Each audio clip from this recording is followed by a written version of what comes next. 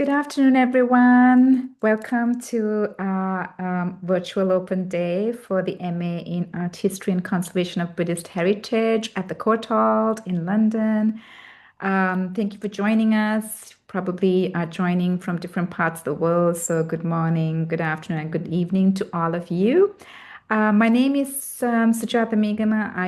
I'm the art historian on this MA in Buddhist Heritage program, and I am joined by my colleagues, Dr. Pulan, who is in conservation, and also Anna Aplin from our admissions office. Um, what we're going to do today is to give you a sense of the MA in Buddhist heritage. Lana and I will both talk about it, and then Anna will be joining us afterwards and tell you a little bit about the admissions process. And then you will have a chance to ask some questions for us. I believe there's a Q&A box at the bottom, so please post your questions to the Q&A box rather than to the chat. But before we get started, perhaps we can do some brief introductions. Lan, do you want to start us off? Sure. Thank you. Hi, everyone. I'm Pulan. I'm a wall painting conservator, and my research focus is mostly on the conservation and the preservation of the Himalayan heritage, including paintings on different supports. And I had trainings in when my PhD was in art history, and I made trainings in wall painting conservation, and also I made another MA on Buddhist studies, and also with some other fine art background. Thank you, Lan. So I'm going to give a very brief introduction to my background as well. And as I said earlier, I'm trained as an art historian, an Asian art historian. I was introduced to Buddhist art history, or I should say to Buddhist heritage, when I was growing up in Sri Lanka years ago. And then I was introduced to the discipline of art history in Tokyo, where I had the privilege of studying as an undergraduate. And then my journey took me over to the US, where I did my MA and PhD in Japanese studies, my MA, and my PhD in South Asian art history. I work on transcultural objects and sites in the Indian Ocean world, especially in relation to Sri Lanka, but I've also had a chance to live and work in Singapore in Southeast Asia for about 10 years, where I was teaching art history, Asian art history. And so my um, interests are very much about cultural contact and encounters, especially between visual traditions and religious traditions. And I bring my interests and passions to the classroom based on my work and living experiences in South Asia, Southeast Asia, and East Asia. And I've been here in London working on this program since 2022. And it's been really exciting working with Lan. And I'm looking forward to continue to work with her in the next year, the year that you are all applying to. So I'm going to now hand it over to Anna. Hello, hi. As mentioned, my name's Anna. I work in the admissions team at the Courtauld, specifically looking at postgraduate admissions and enrollment. I'm just here to kind of take you through the admissions process and application process and answer any questions at the end that you might have about that specifically. Also briefly be talking about funding and accommodation just at the end. That's why I'm here. Thank you, Anna. Thank you. Yes, thanks for being here. And it's been really wonderful working with you last year through our admissions process. And we're looking forward to working with you in our upcoming admissions. So now we're going to tell you a little bit about this particular MA program. And we've got a few slides that we've prepared for you. As you can see, there are a couple of us who teach on this MA program. I am the program lead for this autumn, and I am going to be handing that over to Lan in the spring because I will be away on sabbatical, and my sabbatical replacement for that spring is Dr. Joanna Walford, who's a specialist on Southeast Asian art histories. And so this is a very collaborative program in that we really bring together, as you can see, art historians as well as conservators. And it's the only 12-month program at the Courtauld that brings the two sort of main departments, the art history department and the conservation department, together in this very sort of interdisciplinary manner. And shall we move to the next slide? So the teachings will be based on two campus. All the taught seminars will happen, or most of the taught seminars and open lectures will be held at the Vanel Square, which is near the King's Cross campus. And then we will also have some practical sessions that will be undertaken at Somerset House in the conservation department. So there will be around 30 minutes commute between the two campus by walk. So you will be like really traveling between the two campus and experience different environment. Yeah, it's a great way to get those steps for the day. Good exercise. And on sunny days, it's a fantastic walk. So now that you know where we teach in these two sort of very interesting and historic buildings, we're going to tell you a little bit about the mission and vision and the aims of our MA program. Our MA program is affiliated with the Robert H. N. Ho Family Foundation Center for Buddhist Art and Conservation.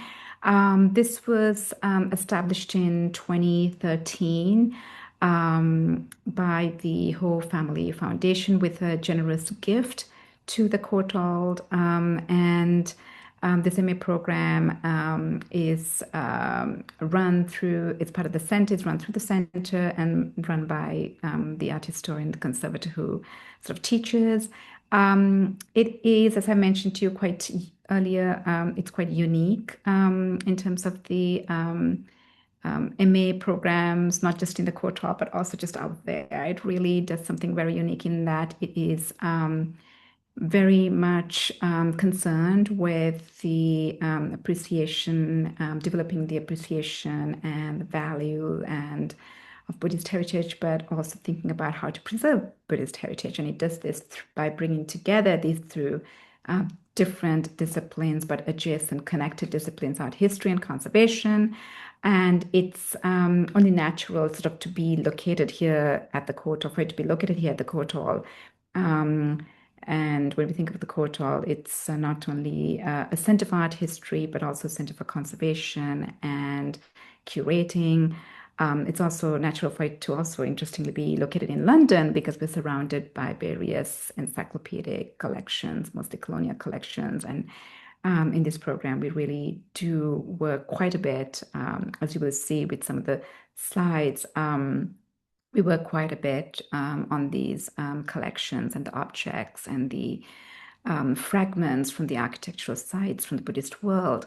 We really try our best to sort of expand the ways we think about Buddhist heritage, both in terms of art history and conservation. In terms of art history, we really try to expand the idea of art history by thinking about different spaces of learning and really emphasizing experiential learning and not just only thinking about iconography or the visual surface, but also sort of really thinking about materials and techniques and deeply sort of engaging with issues that are connected to conservation. And I am gonna let Lance say a few things about how conservation is also thought of in this very unique program. Thank you, Sujata. So this program, technically speaking, is also a conservation program, but the focus is slightly different from other conservation program we have in at the Courtauld. So In this program, we are mainly looking at the strategic questions and the frameworks that's needed in heritage preservation, especially for Buddhist heritage, and then which concern about both tangible and intangible values that survive in them, and then is the conservation of materiality. But in this program, we will not teach practical conservation. We will not teach conservation interventions, but more looking at the causes of the agent to deteriorations and the agent or alterations of object and how to help them last longer. And we will have certain part of the teaching in the first semesters that involve the practical sessions, practical teachings in the lab, but that is essentially for us to get close and experimental teachings or knowledge with materials and how Buddhist objects are being made and and get a better understanding of how the nature of materials. Yes. Thank you, Lan. And just to sort of add to what Lan was saying, we also try to sort of encourage students as well as what we do in this program is really try to encourage learning, not only in the classroom through seminars, not only in the labs, but also taking students out in the field. And for us, the field can be quite different. It could be the typical museum, but it could also be conservation labs. It could be the temple. It could be an archaeological site. And we also try to bring in as many diverse voices as possible. As you can imagine, Buddhist heritage, Buddhist art is a vast field that extends from not just Afghanistan to Japan and from Buryatia in Russia in the north to Java in the global south, but also, as I mentioned, where the program is located in the UK, we are surrounded by Buddhist art by not only these colonial collections, but also by interesting diasporic temples. And you can see the same in Europe as well as in the US and elsewhere in the world. And so we try our best to bring in diverse voices from the fields of not just art history and conservation to sort of really represent this real unwieldy field, but also voices from adjacent disciplines like Buddhology and also archaeology and the curatorial, sometimes artists who are working on really interesting. Yes, anthropologists as well. Yes, so you do get to hear multiple voices as well. Yes, there is always an art historian and a conservator leading the program. Absolutely. As Lance said, I don't know how I forgot, but we do bring in the Sangha. You have a chance to connect with and learn from Buddhist monks and nuns as well. So that kind of, I think, gives you a gist of sort of the aims, the mission and the aims of our MA program. And now we have a few more slides that tells you a little bit about the logistics of the program, as well as some really nice, interesting pictures that we're going to get into very soon. So the program is a 12-month program, and I think I mentioned this. And we start in late September, and that's the autumn semester from September to December. And then we have this 1 week reading week in the middle. And then we start again in the spring semester from January to April, again with the reading week and Easter break. These are the two main semesters. So all the 4 compulsory modules that are taught in this MA program are taught in these 2 semesters. Now, the summer period, because it is a 12-month program, we devote that to writing the dissertation where students have a chance to explore their interests and their passions certainly with supervision, but it is really an independent sort of exploration of a topic that is very close to the interests of the students. And we have a slides on the course structure. So in total, this course will have 4 modules. In the first semester, we will have 2 parallel modules, the conservation and the Buddhist art history, which both of them happens twice a week. And then we have art history and the interdisciplinary modules, art history and the conservation of Buddhist heritage happen in the second semester, which taught 3 times a week. And then we have a year-long module called Research Skills and Dissertation that will involve some mandatory teachings and some optional teachings on methodologies, research skills, and academic writings, and those, and then plus the summer dissertation period. And those are the compulsory teaching modules that will be offered in this program. And besides, we also host open lecture series, and the topic will be varied year by year. Like for example, this year we have a year-long lecture series on Japanese heritage and Buddhist heritage, which is collaborative event with other 2 organizations in the UK and run on 3 different locations. Yeah, and just to sort of add to what Lan was saying, we mentioned earlier about the various sort of field trips that we would be doing, and they would be sort of in some of these modules that you see here. All 3 modules, Combi 101, 102, and 103 have field trips, and Combi 103, in fact, has an international study trip. And sometimes, or often, the lecture series is connected to that study trip, as it is this year. Lan was mentioning that we have a lecture series on Japanese studies in collaboration with the Royal Asiatic Society and the Sainsbury Institute for the Study of Japanese Arts and Cultures, and that's because the students are going to Japan in March for 2 weeks.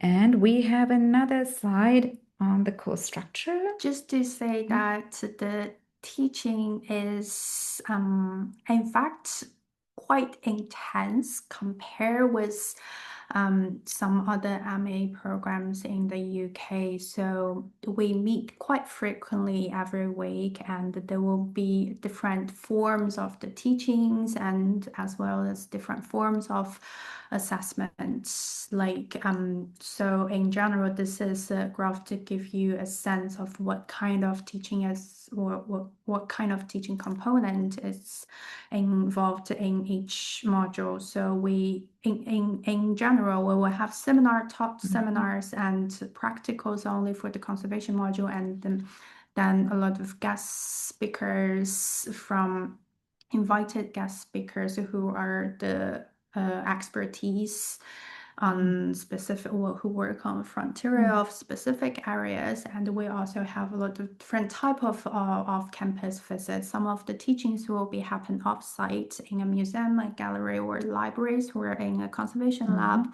or in a temple. And then yes, the study trip, the 2 week, the longer study trip, international study trip.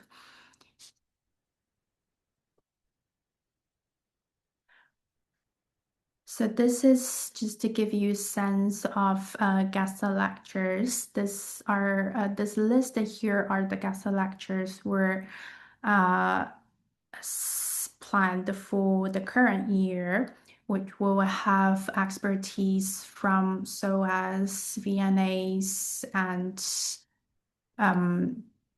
national galleries, British Museum, British libraries, and we also have international guest speakers sometimes when but it really depends on each year the guest speakers availability and also the main theme of the teaching that year. Like we're trying to link some of these guest speakers, guest lectures with the study trip. So like for this year, if we got the study trip to Japan, then we will ideally get someone that who is in the Japanese Buddhist study field.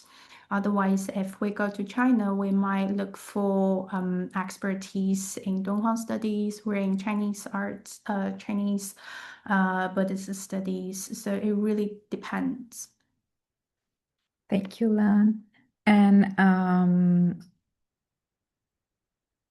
in addition to what Lan was saying, we have not only guest speakers who are coming to the classroom, but we also have the lecture series, that evening lecture series that's open to our students, but also to the public. So you can think of it as a sort of a MA program where you not only get a chance to hear from this really diverse group of people and these diverse voices in the classroom as well as outside in the classroom, right? Lan was talking about how we take you all to museums, galleries, libraries, conservation labs, study rooms, and temples. And and in those spaces also you meet curators, conservators, and the sangha. So there are lots of voices, lots of people you will learn from.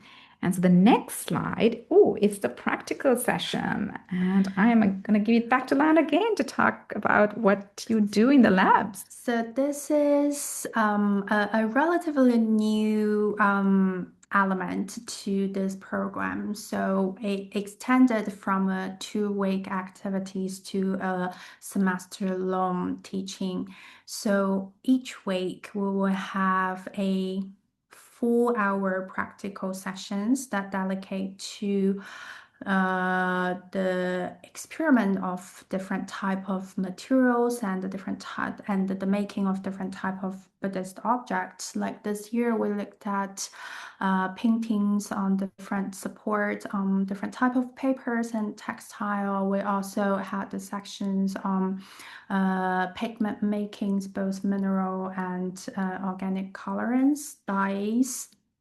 And we also had a section on clay sculptings, the behavior of clays, and sections on well, what was the section we have? Sorry. And then we will have there will be sections, 4 sections in total dedicated to a wall painting replica making project, which is part of the assessment of this module. So the student will create a historically accurate wall painting replica by learning scientific data from published resources and by learning the original technology of this paintings and also by doing research on different type of materials used on wall paintings, then make their own replicas. Sounds very cool. And I wish I could take that module with you. So in addition to those practical sessions, we also have, as we mentioned, lots of off-campus visits. And this really gives you a chance to study objects, fragments of architecture, of monuments in these different spaces. And it really gives students a chance to study objects up close. Not only behind vitrines, and there are also sort of handling sessions that we do, and you can see some handling sessions on these photographs that took place in the Cambridge museums. And you can also see students putting on these really interesting gadgets. I'm not entirely sure what they're called, but you can see the objects much clearer and closer, and then you get a sense of the materials as well as the deterioration that has taken place over time. And we also have a few more slides of our other off-campus visits. We take students to a temple called Wat Buddha in Wimbledon, which is some of the most stunning wall paintings in London. And students, we spent the whole day there, not only learning about the wall paintings and the history of the temple and meeting the monks, but also observing the various rituals that take place at this site, giving students a chance to learn what it is to do field work in a very different space, very different from a museum or a study room or a conservation lab. And Just to add a few things to what Jutta just said. So, one of the core value of this program is to understand the complexity and the diversity with the nature of a heritage preservation of Buddhist heritage. And so this field, the conservation or the preservation, the field itself is very much collaborative and interdisciplinary, and it requires a lot of effort that was shared by different type of experts and professions. And a lot of these works are happen behind the scenes. So in this program, the reason why we take a student to labs and museum is, first of all, is to get a close exposure and the opportunity to look at the real objects. And secondly, is to understand where to see what it's actually happening behind the scene, how museum organize or maintain or keep or look after objects, and how a temple will look after this site. So these are the core message that this program trying to deliver. thank you, Lan. And then we also have a few student presentations. Student presentations don't only take place in the classroom, right? But we also encourage students to study, examine objects, and also present in front of them, both in museums and temple spaces, which are very different experiences. And it gives students a chance to in a way, not only do research, working with actual objects at actual sites. I believe we've done this also not just in the British Museum or the Victoria and Albert Museum or at Wat Buddha Padipa in Wimbledon, but we've actually done these presentations on site in Asia. At Dunhuang, students had the chance to do research beforehand here in London about different cave sites that they had chosen. And I believe it was also connected to their replica, if I'm not mistaken, Yes. the replica that they had created that year with Lan, the replica painting that Lan was talking about earlier. But they also got a chance to do these presentations on site at the caves that they had researched on. And we are planning to do it in Japan as well at different temple sites and museums, but students will get a chance to choose a couple of topics from a list of topics and prepare and then share their research with the class on site. So there are different ways of doing research and sharing that, not just only in the classroom. A key component or a key element of this program is we're trying to integrate theoretical teachings with experimental learning, because that experiment will give or enhance theoretical knowledge.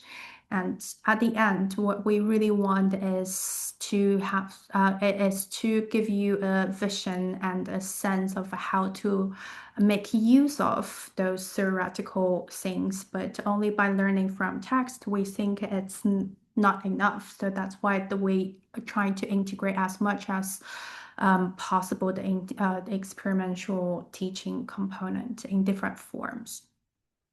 Yes, and to add to what Lan's saying, one of the biggest ways, one of the major ways we do this is through the international study trip. And we've had a chance to take students to Sri Lanka, to China, and to Japan. We're returning to Japan again. And we try our best to sort of connect what the students learn in the seminars, in the classroom, with what they're experiencing in different sites, not only in London, but also on the ground in Asia. And we are also hoping that students will get a chance to see how this is very much a part of a living heritage. As Lan was telling us earlier, there are numerous, stakeholders who are involved in looking after, in studying and looking after Buddhist heritage, whether it's in the museum or whether it's at a temple site in London or in other parts of the world or in Asia, as well as at archaeological sites. Sometimes we do go to these archaeological sites that are living heritage sites as well, where people are practicing their religion. And so by going to these different places, we are hoping that by meeting people who work on these sites on the ground and looking after them and using them, you will get a sense of the complexity of trying to study and preserve Buddhist heritage.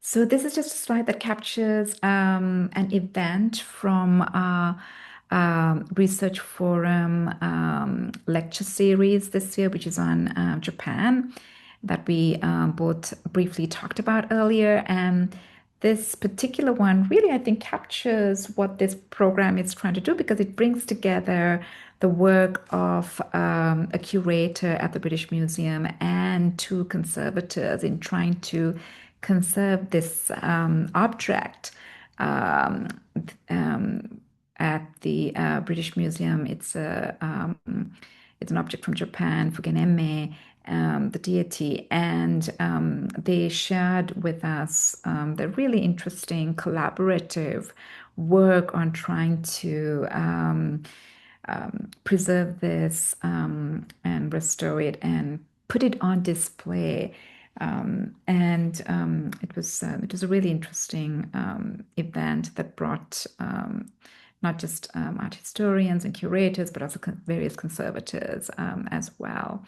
And this is just one event. And this week we have another event with a Buddhologist who's going to talk to us about Japanese, the afterlives of Japanese Buddhist objects. So you might be wondering what you can do afterwards, after you do an MA in Buddhist heritage at the Courtauld. And I'm going to turn it over to Lan to tell us a little bit more. So this program, it serves the student in different ways. So in general, our previous graduates has showed a very exciting diversities who we have people went to academic and or found a job in museum or went into an educational institute or governmental organization or scientific or practical conservation we have students who are currently taking the conservation courses, or we also have graduates who started their own or went into private cultural industries. But the few things to highlight is for those one who are already in the heritage preservation sectors, this program is really to help you enhance and broaden the vision and to build a more in-depth knowledge and expertise in this particular field.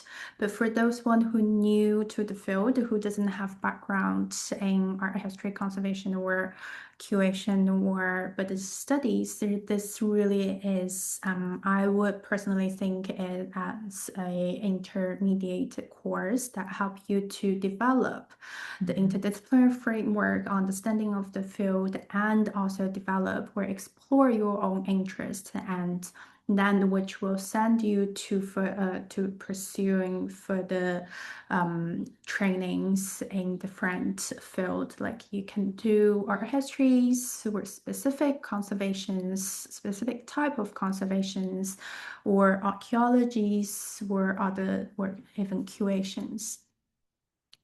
Thank you, Lan. And just to sort of add to what Lan is saying, we have had students, Lan was saying, who have gone on to do PhDs or to PhDs in art history, or go on to do MAs in conservation in the wall painting conservation program here or at UCL, and also work in museums and other sort of cultural institutions. But we are aware that time is ticking, and we are going to hand it over to Anna Ackland, who's going to tell us a bit more about admission.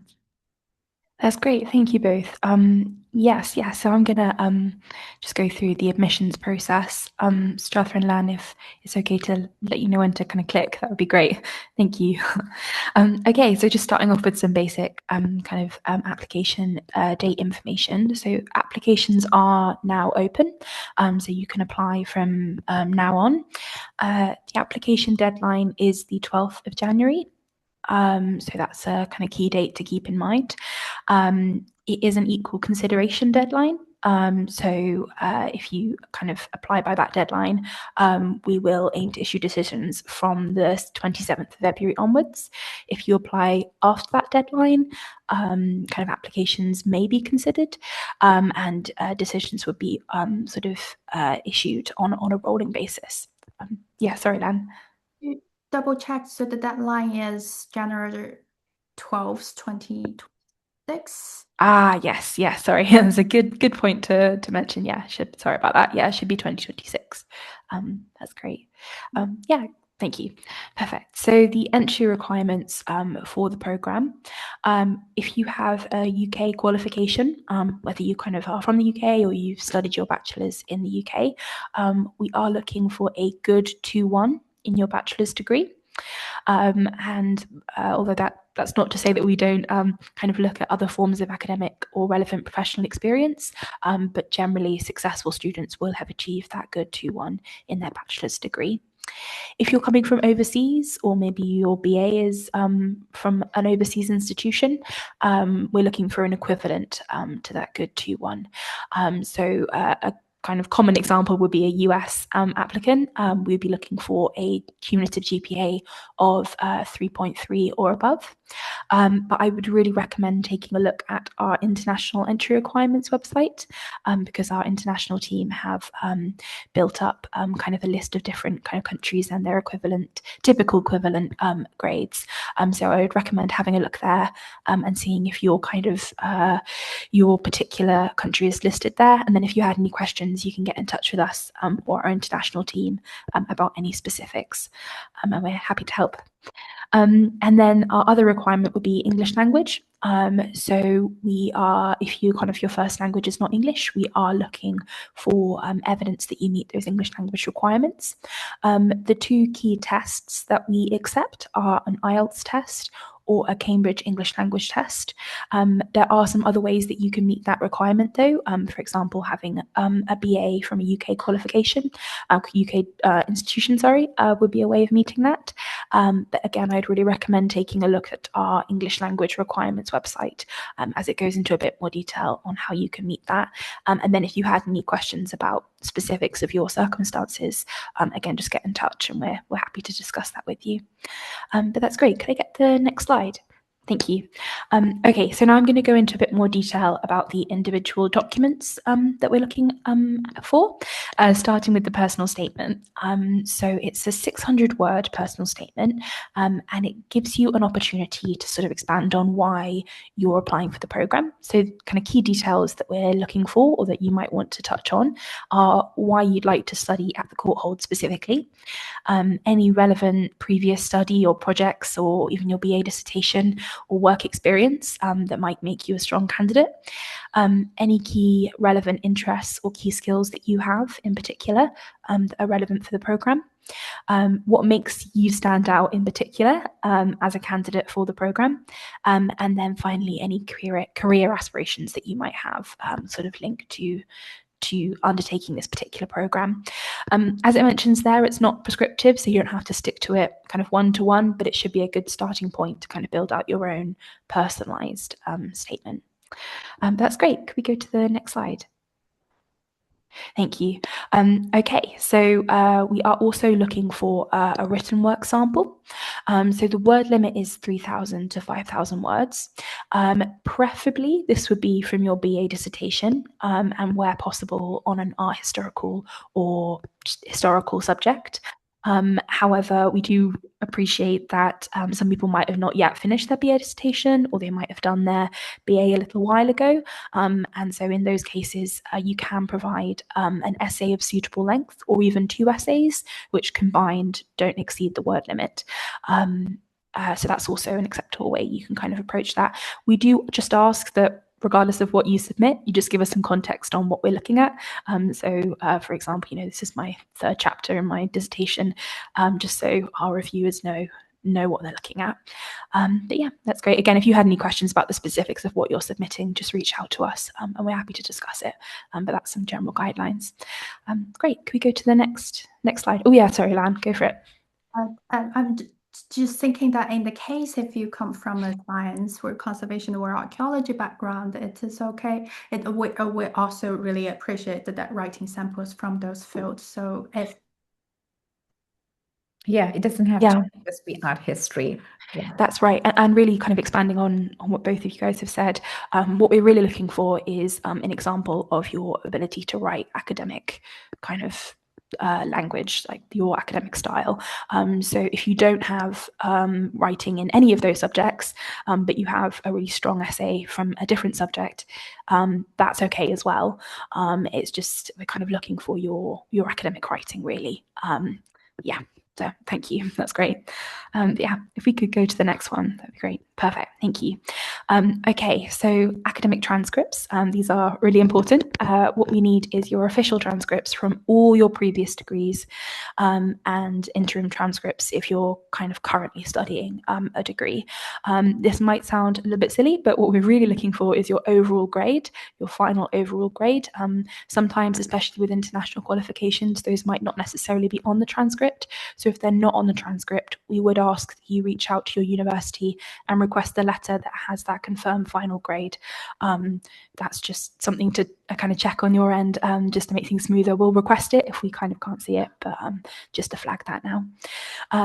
We do require electronic copies, which could be directly from your university, or if you've only been issued with a kind of physical copy of your official transcript, you can scan that and send that in to us. As I mentioned, we accept interim transcripts if you haven't completed your degree yet, on the understanding that if you were to secure an offer, a condition of that would be your final official transcript, just to make sure that we can kind of check that you've met those entry requirements. And then lastly there, if your documents are not in English, that's very common, and that's fine, but we do need a certified English translation. So that is just something to think about now, because it can take a little while for those to come through. So just, keep that in mind when you're applying. But that's great. If we could go to the next slide, that would be, thank you. Perfect. Okay, so academic references. So Ideally, we're looking for 2 academic references, with one of those references being from your BA dissertation supervisor. However, we do appreciate that sometimes that's not possible. You might have, especially if you've not been in academia for a little while, and in those cases, you can use a professional reference. We are still looking for someone who can provide an assessment of your intellectual abilities and your potential to learn. I would also say with programs like this one, if you had any professional experience in the field before, then it might be the case that having a professional reference you think would make your application stronger. And in that case, you might want 1 professional reference and 1 academic reference. But we do really want to see at least 1 academic reference, because that tends to be the best sort of account of your academic ability. But yeah, it's always about kind of thinking about your circumstances and what will be strongest for you. In terms of the actual administration of it, once you submit your application, an automated reference request will be sent to your referees. So a couple of things to bear in mind with that. First of all, kind of you can't edit the details of your referee once you've submitted it. So do just be double checking that especially the email is correct. Otherwise that can cause some problems that we sort of have to unpick later. And then secondly, we do really recommend that you reach out to your referees in advance, preferably 4 to 6 weeks in advance, so that they know that you're going to be nominating them, and that they can prepare their reference and do anything that they need to do, kind of write it up, so that they can submit it when the request comes through. A lot of people will apply kind of right up to the deadline, which is technically fine, but especially with referees, that's where kind of letting them know ahead of time can be really helpful, because while your referees don't need to be in exactly on the deadline, if they're not in usually around 5 days after the deadline, that's when we're starting to look at releasing your applications even without the references. So it's really in your best interest to kind of get those organised on your end, because we kind of don't chase them ourselves. That's really sort of up to you. So yeah, something to think about ahead of time. That's great. If we could go to the next slide. Thank you. Okay, so just some last sort of details on the documents that we need. So your passport or passports, all of your passports that you might hold, we do need scans of those, clear copies that we can kind of see all the details on. And then your CV. That's really helpful, especially in conjunction with your personal statement. You can kind of tell us all about your experience, your academic experience, your work experience, anything else that you might find to be relevant. We do ask that you can include the city and country and even the date that you conducted that kind of particular entry. It just gives us a lot more context on what's happening there. And then lastly, any previous UK visas. So say, for example, you've done your BA in the UK, you will need a separate visa for the MA. So we do just ask that you send us a scan of any previous UK visas, any type of visa, whether that's a study visa or a visiting visa, anything like that. Do just send that in. But there is a website, another website called Postgraduate Application Guidance and FAQs, which goes into detail about every single document that's required, more information, common questions about it. So do have a look there. And then if you had any specific questions that you couldn't find the answers to, just reach out to us at PG Admissions at courthold.ac.uk, and we're always happy to help. But there's just a couple more things I wanted to touch on. If we go to thank you. Okay, so scholarship and funding. So the main one to be aware of for this particular program is the scholarships specific to conservation programs. So I think Sujatha mentioned earlier about the Robert H.N. Ho Foundation. So the Buddhist Heritage program is particularly funded by this foundation. So if you apply for the scholarship specific to conservation programs, that's the one that you would be being considered for. So the application deadline is the 12th of January. That is the same as the deadline for applying to the program. So it's another very important reason to submit your application on time for both if you want to be considered for the scholarships. There are some other funding and scholarship things to be aware of, and you can technically apply For the other ones, so we've got the New Voices MA scholarship, which is up to six scholarships of around £15,500, and it's assessed on widening participation criteria. Some more information on that on the website on all the different criteria there. And then also Courtauld postgraduate study scholarships, which are a bit more varied, different amounts and different eligibility criteria. So that might be based on topic of study or the nationality of the applicant, for example, that sort of thing. So just have a really thorough look on the website to see what you think you might be eligible for.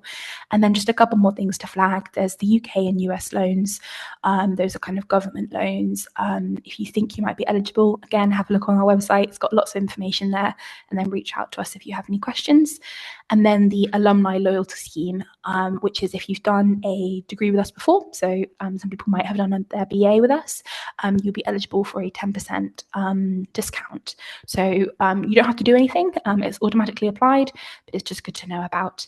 And then we have another website, which is the Postgraduate Funding and Scholarships website, which goes into detail on everything I've just talked about. Lots more information. And then if you had any questions, again, you can just reach out to us, and we're happy to help. I do just want to flag with scholarships and funding that, as it mentions there, please do keep in mind that funding for postgraduate study can be limited. Even if you do secure kind of one of our scholarships, it can sometimes be the case that doesn't cover full costs. For example, the fees and the kind of living expenses. And most students who study with us will need to use different sources of funding to cover all the costs of studying. So it's just something to be aware of. We don't want to discourage you from applying or applying for the scholarships at all, but we do just kind of want to manage expectations and make sure people kind of know what they're getting into, if that makes sense. And then it's just one more slide from me before questions, if that's okay. Perfect, thank you. Okay, so our accommodation. So applications for our halls open in February 2026, and we've got 3 halls available. So there's Duchy House, which is run kind of by the Courtauld, and then the Intercollegiate Halls of Residence, which is a University of London halls, and then Canada Water and Angel Lane, which is a King's College London. We have kind of a relationship with King's, so it's one of their halls. Something to flag is that each of these will have different contract lengths. So some of them are 9 months and some of them are 12 months. So that's just something to keep in mind when applying for what your kind of needs are. So this is the 12-month program. So just keep that in mind. But there's more information on the website, and you can contact our accommodation team at hall applications 2627 at courtauld.ac.uk. Similar to the scholarships, we do also just ask people to kind of have a look at all of their options and kind of consider external alternative options as well, and just do kind of your broad and thorough research when it comes to accommodation. But yeah, that's great. That's kind of everything from me. So I'll hand back to Sujatha and Lan in terms of questions, but I'm here to answer anything that might be admissions related. That's great. Thank you. So do we have any questions? I think I need to stop sharing. I can't really see the Q&A. Yes, right. Yeah, so questions, please post it onto the Q&A so that we can answer them. And this would be questions about the program, as well as about the admissions process. I think there's one. Can we apply to MA programs simultaneously? Anna, that's a question for you. Yes, that's for me. So not currently. It's currently only possible to apply for one program at a time. We are looking into potentially having that as an option, applying for more than one. But the system is kind of generally designed for people to sort of choose one program that they're really enthusiastic about and apply for that one. When you do submit your application, there will be a kind of tick box where you can say, if I'm not successful in securing an offer for this program, I'd be interested in being considered for other programs. So that is something that you can currently sort of indicate on your program. But in terms of applying for an entire new program, it's not currently something that's available at this particular moment in time. So, yeah. Okay. Any other questions for Lan and or me, or Anna?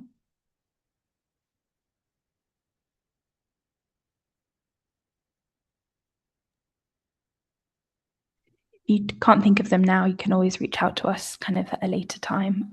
That's okay. Appreciate sometimes last minute, but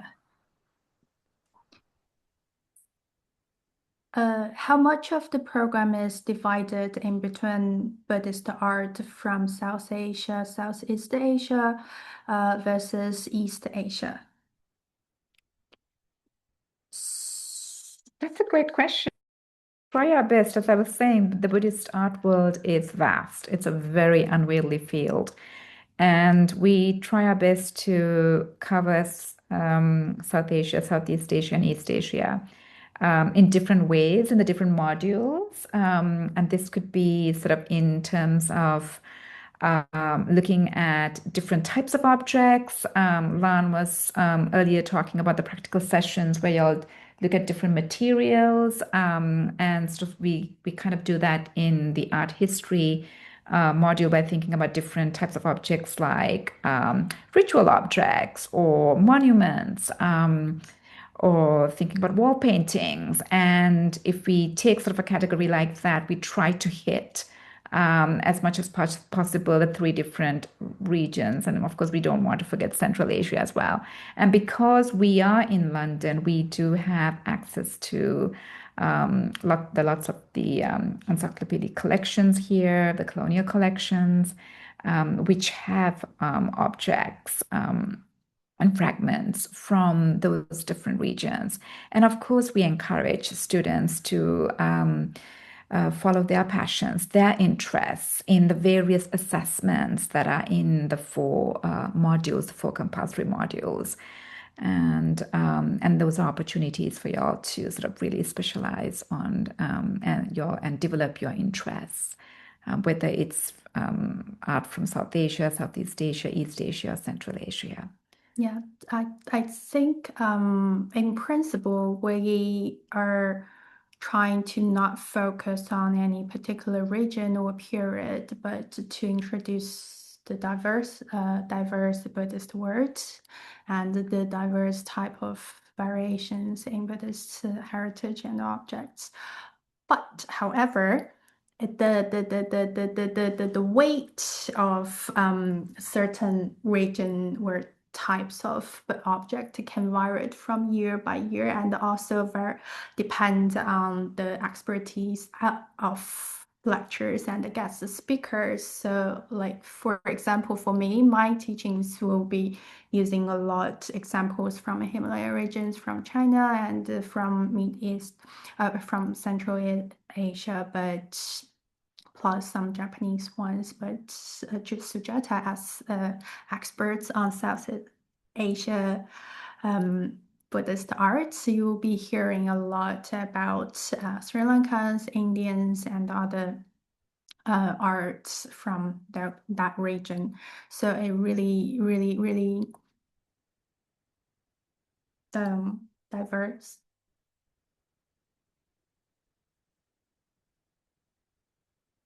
Any other questions for us? doesn't look like it at the moment. But like I say, oh, there's one more. Okay, my query pertains to the possibility of internship during the course or the possibility of working with conservators and curators in London. I wanted to know if the weekly study schedule allow for the same time. As mentioned before, the program is quite intense, so just want to get a perspective. To be honest, is quite hard to do any external additional work or internship during the teaching period. The teachings and the assessment together really requires a lot of effort and time, and also what a certain part will be really led by self learning hours. Yeah. Yes, but there will be a lot of research, a lot of readings required for each module, and we do meet frequently every week for the teachings, and the total taught hour for semester one will be around, I think, 10 hours approximately, but divided on almost 4 days a week. And oh no, sorry, that's more than 10 hours. I think it's like around 15 hours or something. But yes, it is very intense, the teaching plus assessment plus self-teaching research and the reading. Yeah, and thank you, Lana, just to add to that, you do have, we try our best not to schedule things on Friday. So it's really Monday through Thursday in the first semester that we have classes and field trips. And as Lan said, we teach generally on Tuesday, Wednesday, Thursday, or 3 days of the week on the second semester. In the second semester, right? But yeah, but that said, there are students who do, of course, part-time work in the institute, working in the research forum for the events. And I guess this question also brings up about visas, and I'm not entirely sure and how that works with internships or with work, part-time work. And maybe Anna knows a little bit about it, or maybe we have to turn to our international team for that.